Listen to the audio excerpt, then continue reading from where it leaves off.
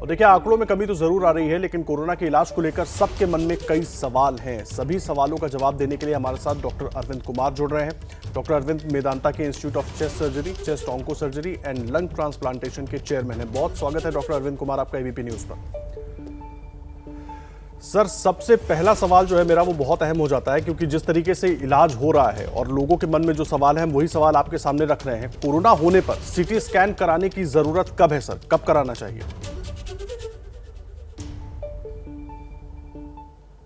आदर्श जी, पहले तो आपके दर्शकों को मेरा सादर नमस्कार।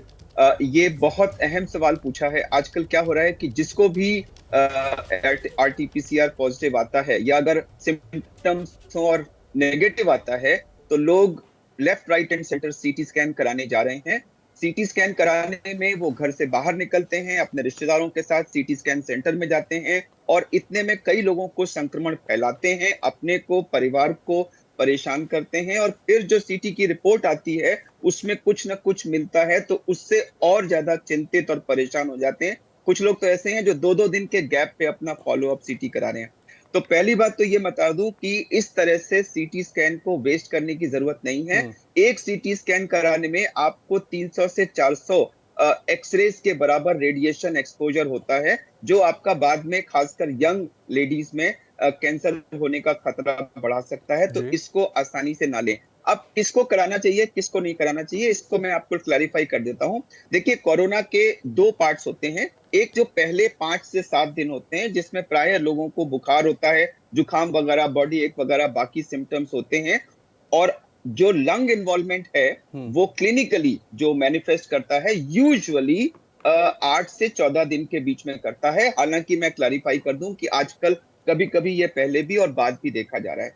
तो एक जो टिपिकल पेशेंट है जिसको फीवर हुआ, कुछ और सिम्टम्स हैं, उसने पैरासिटामोल ले लिया, उसका फीवर ठीक हो रहा है, उसको कोई एक्सेसिव खांसी नहीं है, कोई और प्रॉब्लम नहीं है, 7 से 8 दिन में उसका बुखार ठीक हो जाएगा। ऐसे व्यक्ति को सीटी स्कैन कराने की कोई जरूरत नहीं है। आपको अगर सजेस्टिव सिम्टम्स हैं, आपने RT-PCR कराया, नेगेटिव आया, आपको मैं सीटी स्कैन करा के आज के परिप्रेक्ष्य में ऐसा ना करिए। आप उसको कोरोना मान के अपने को होम आइसोलेशन में ट्रीट करिए, ऐसा ना कराएं प्लीज। तो किसको कराना चाहिए सीटी? देखिए, कभी भी अगर आपका फॉल सैचुरेशन में फॉल हो तो अवश्य सीटी कराना चाहिए। अगर आपको एक्सेसिव कॉफ है, बहुत ज्यादा कॉफ हो रहा है, आपको ब्रेथलेसनेस हो रही है, आपका रेस्पिरेटरी रेट 20, 22, 24 से ऊपर हो रहा है, आपको चेस्ट में सीवियर पेन हो रहा है, तो इन हालात में आपको कराना चाहिए। जो लोग डायबिटिक हैं, हाइपरटेंसिव हैं, हार्ट डिजीज है, 60 से ऊपर हैं, ओबीज हैं, जो ये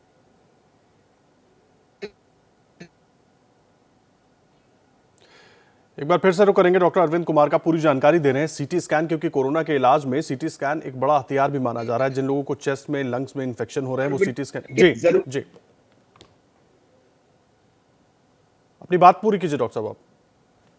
तो ये जो रूटीन लोग सीटी स्कैन करा रहे हैं, जो रूटीन में सीटी स्कैन करा रहे हैं, उसकी जरूरत नहीं है। क्योंकि अगर आप एसिम्प्टोमेटिक लोगों को लेकर भी सीटी करेंगे 100 के, तो उसमें से 25-30 लोगों में उनमें भी पैचेस मिल जाएंगे। वो पैचेस इनसिग्निफिकेंट होते हैं और उसका कोई इंडिकेशन नहीं होता। एक और चीज मैं आपको सजेस्ट करना चाहूंगा, जो बहुत ही एक क्रूड टेस्ट है जो सब लोग कर सकते हैं। तो मैं बार बार रिकमेंड कर रहा हूं कि जो पहले 7-8 दिन आप घर में हैं, आप ब्रीदिंग एक्सरसाइज करें, डीप ब्रीदिंग करके ब्रेथ होल्डिंग करें और अपना ब्रेथ होल्डिंग टाइम रोज थोड़ा थोड़ा बढ़ाएं। तो अगर आपका ब्रेथ होल्डिंग टाइम रोज 1-2 सेकंड बढ़ रहा है, आप 25 सेकंड से ऊपर ब्रेथ होल्डिंग कर पा रहे हैं। और एक 6 मिनट वॉक टेस्ट होता है जिसमें हम पल्स ऑक्सीमीटर लगा के अपना सैचुरेशन देखते हैं, 6 मिनट कमरे के अंदर वॉक करते हैं और उसके बाद फिर सैचुरेशन देखते हैं। तो अगर 6 मिनट वॉक करने पे आपका सैचुरेशन नहीं ड्रॉप हो रहा है और आपका ब्रेथ होल्डिंग टाइम 25 सेकंड से ऊपर है, तो आपको क्लिनिकली सिग्निफिकेंट कोई प्रॉब्लम नहीं है, आपको सीटी स्कैन कराने की कोई जरूरत नहीं है। तो कराना भी अगर आपको टुवर्ड्स द फर्स्ट वीकेंड है, कराना चाहते हैं, तो चेस्ट एक्सरे करा लीजिए। उसमें भी कोई अगर मेजर चीज होगी तो पता लग जाएगी। सीटी स्कैन कृपया ना कराएं। बहुत अहम जानकारी आप दे रहे हैं डॉक्टर साहब। मैं थोड़ा सा जल्दी से आपसे समझना चाहूंगा कि एक व्यक्ति कितनी बार सीटी स्कैन करा सकता है और कैंसर होने का कितना खतरा है इससे? देखिए, इसमें मैंने कहा कि रेडिएशन एक्सपोजर आपका 300 से 400 एक्सरेज के बराबर होता है। बार बार सीटी स्कैन कराने की कोई जरूरत नहीं है। अगर आपने एक बार करा लिया और उसमें कोई चीज है तो उसको फॉलो अप के लिए हम लोग क्लिनिकल पैरामीटर्स, आपका फीवर कैसा चल रहा है, आपका सैचुरेशन कैसा चल रहा है, आपकी तबीयत कैसी है, आप ठीक फील कर रहे हैं कि नहीं, एपेटाइट कैसी है, ब्रीदिंग पैटर्न कैसा है, खांसी कैसी है, इन सब क्लिनिकल सिम्टम्स को फॉलो करते हैं। अगर सब कुछ ठीक चल रहा है तो बार बार सीटी स्कैन कराने की कोई जरूरत नहीं है। रिपीट 2-2 दिन के अंतर पे सीटी स्कैन कराना मिस यूज ऑफ सीटी है और आपको नुकसान हो सकता है। जी, ये बड़ी इंपॉर्टेंट बात आप कह रहे हैं डॉक्टर साहब, लेकिन मैं ये समझना चाहूंगा कि क्या एक तो सीटी स्कैन से बचने का कोई तरीका है? ये सवाल मैं इसलिए पूछ रहा हूं क्योंकि आरटी-पीसीआर टेस्ट नेगेटिव कराने के लिए लोग सीटी स्कैन की तरफ भाग रहे हैं। क्या कोई दूसरा विकल्प भी हो सकता है? देखिए, आज के परिप्रेक्ष्य में जहां इतना मैसिव इन्फेक्शन हमारी सोसाइटी में है, तो जैसा मैंने कहा, जो भी सजेस्टेड सिम्टम्स हो, गले की प्रॉब्लम, नाक बहना, हेडेक, फीवर, बुखार, ये सब आपको और कोरोना मान के ही चलें और अपने को आइसोलेट करें, डॉक्टर से सलाह करें, होम ट्रीटमेंट में रहें। आरटी-पीसीआर पॉजिटिव आता है तो ठीक है, 30% केसेस में वो नेगेटिव हो सकता है, तो उसको कोरोना कंफर्म करने के लिए जाके सीटी स्कैन कराना गलत अप्रोच है, उसकी जरूरत नहीं है। आप उसको कोरोना मान करके अपने को होम आइसोलेशन में करिए। 90% लोग माइल्ड डिजीज होती है जो होम आइसोलेशन में ठीक हो जाएंगे और ओवरऑल 98% से ऊपर पेशेंट्स ठीक हो रहे हैं। डायग्नोसिस के लिए सीटी स्कैन कराना मैं रिकमेंड नहीं करूंगा आज के परिप्रेक्ष्य में। ये इंपॉर्टेंट बात आपने बताई है डॉक्टर अरविंद कुमार। मैं एक अगला सवाल जो बड़ा अहम है, क्योंकि लोग इसको लेकर बहुत परेशान हैं, वायरस का जो नया स्ट्रेन है सर, वो आरटी-पीसीआर टेस्ट से आखिर बच कैसे जा रहा है, डिटेक्ट क्यों नहीं हो पा रहा है?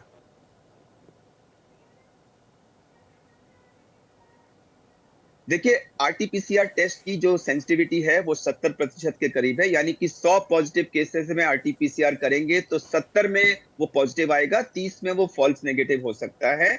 इस बार ऐसा कहा जा रहा है कि शायद ये फॉल्स नेगेटिव थोड़ा सा ज्यादा हो रहा है, उसमें स्ट्रेन चेंज, लेकिन इसमें और भी कई चीजें होती हैं कि आपका सैंपल कितनी अच्छी तरह से कलेक्ट किया गया है, वो कितनी अच्छी तरह से ट्रांसपोर्ट किया गया है लैब में ठीक से हो रहा है कि नहीं, तो ये भी कई सारे हैं। इस लोग होम कलेक्शन करवा रहे हैं, जहां पर लोग आके घर से सैंपल ले रहे हैं, तो वो सैंपल कितनी अच्छी तरह से, अगर वो सैंपल किसी ने नाक के बाहर के हिस्से में घुमा के ले लिया, अंदर की तरफ नहीं गया, तो वो सैंपल फॉल्स नेगेटिव हो सकता है।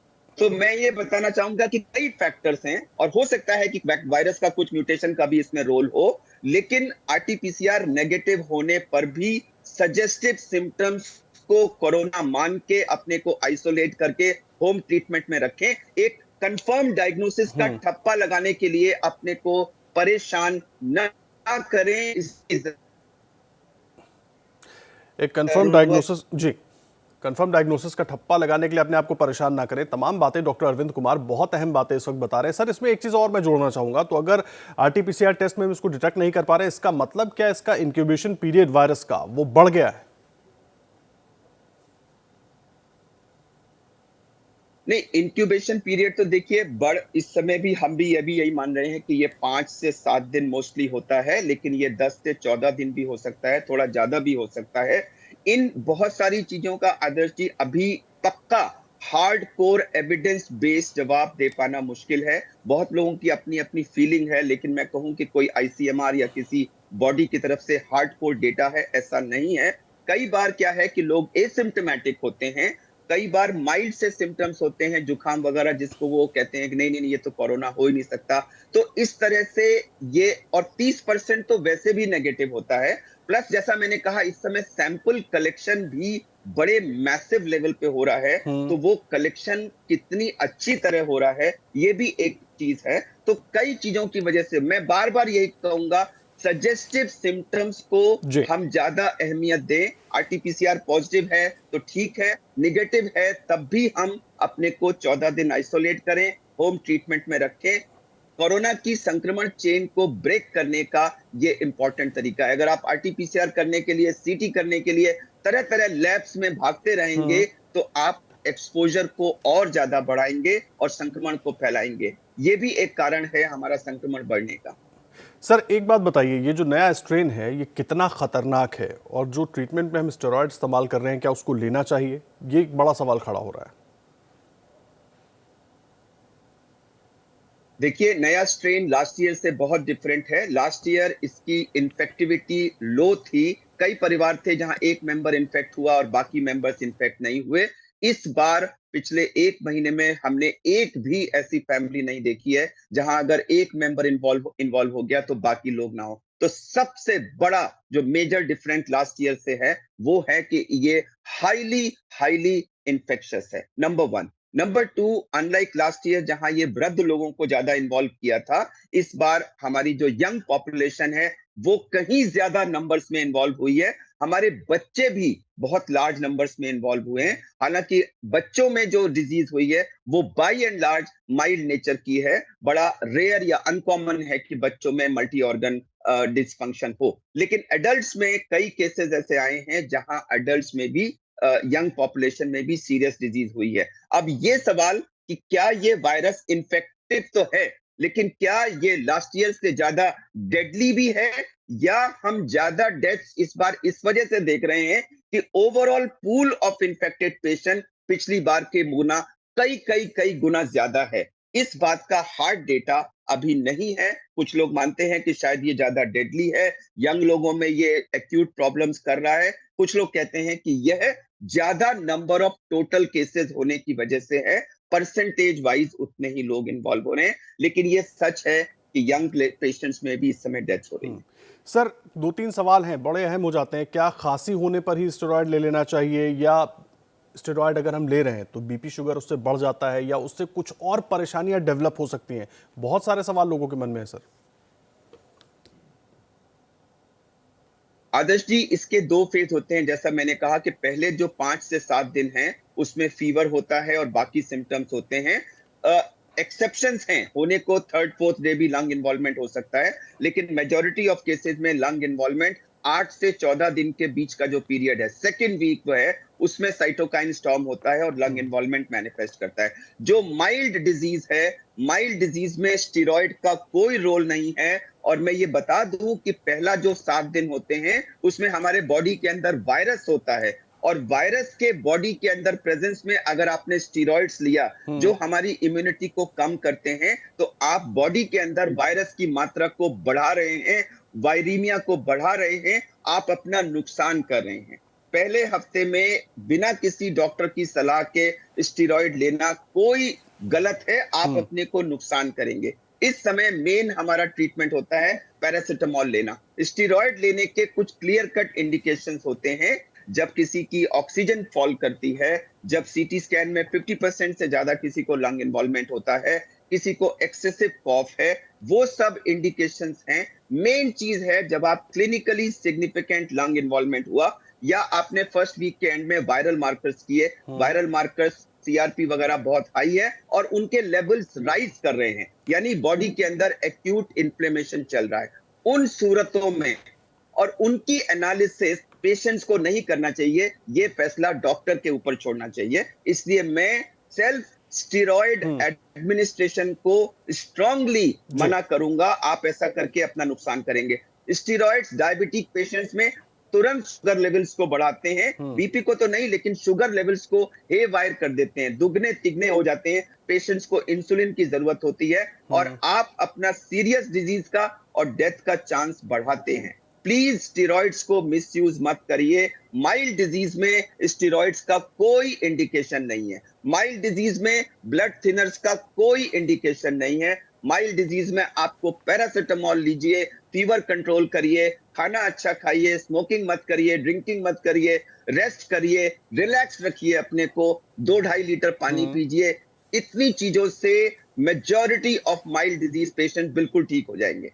आदर्श जी, सर बहुत इंपॉर्टेंट इन्फॉर्मेशन आप दे रहे हैं और सबके लिए जानना जरूरी है, लेकिन एक बड़ा अहम सवाल है। बहुत सारे लोग हैं जो घरों में हैं, होम आइसोलेशन में है, तो होम आइसोलेशन में कैसे रहें, खुद की केयर कैसे करें, और पोस्ट कोविड क्या कुछ चेंजेस करें लाइफस्टाइल में, अपनी केयर कैसे करें, ध्यान कैसे रखें सर?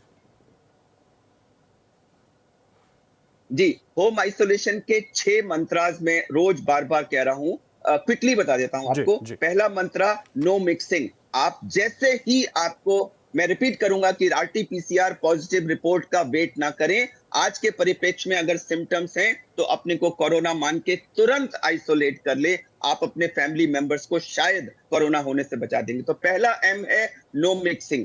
दूसरा एम है मेडिसिन। जैसा मैंने कहा, सबसे अहम मेडिसिन है पैरासिटामोल, जिसको आपको 6-6 घंटे पे और जरूरत हो तो 4-4 घंटे पे रेगुलरली लीजिए ताकि बुखार ना आए। बुखार होने का वेट मत करिए, तब आप लेंगे तो 3-4 घंटे आपको बुखार रहेगा, वो बॉडी को तोड़ देगा। बी कॉम्प्लेक्स साथ में लीजिए। उसके अलावा एजिथ्रोमाइसिन, डॉक्सीसाइक्लिन, आइवरमेक्टिन, बहुत सारी जो दवाएं दी जा रही हैं, साइंटिफिकली उनका किसी का कोई बेनिफिट नहीं है, वो आपको बेनिफिट नहीं करती। मेडिसिन में सबसे इंपॉर्टेंट है पैरासिटामोल और विटामिन।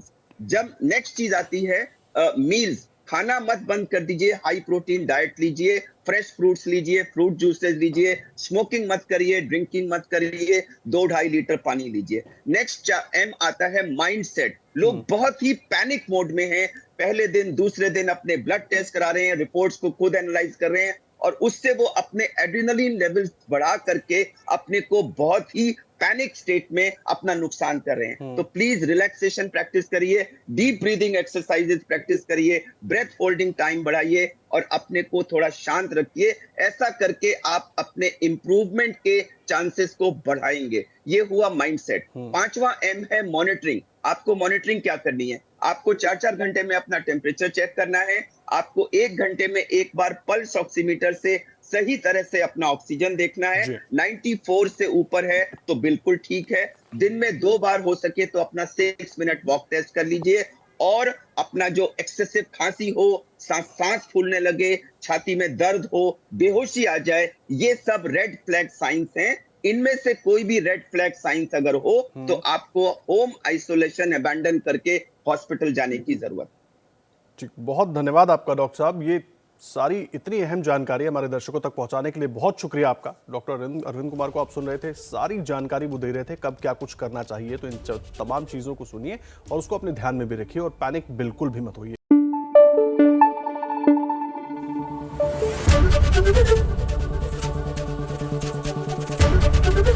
एबीपी न्यूज आपको रखे आगे।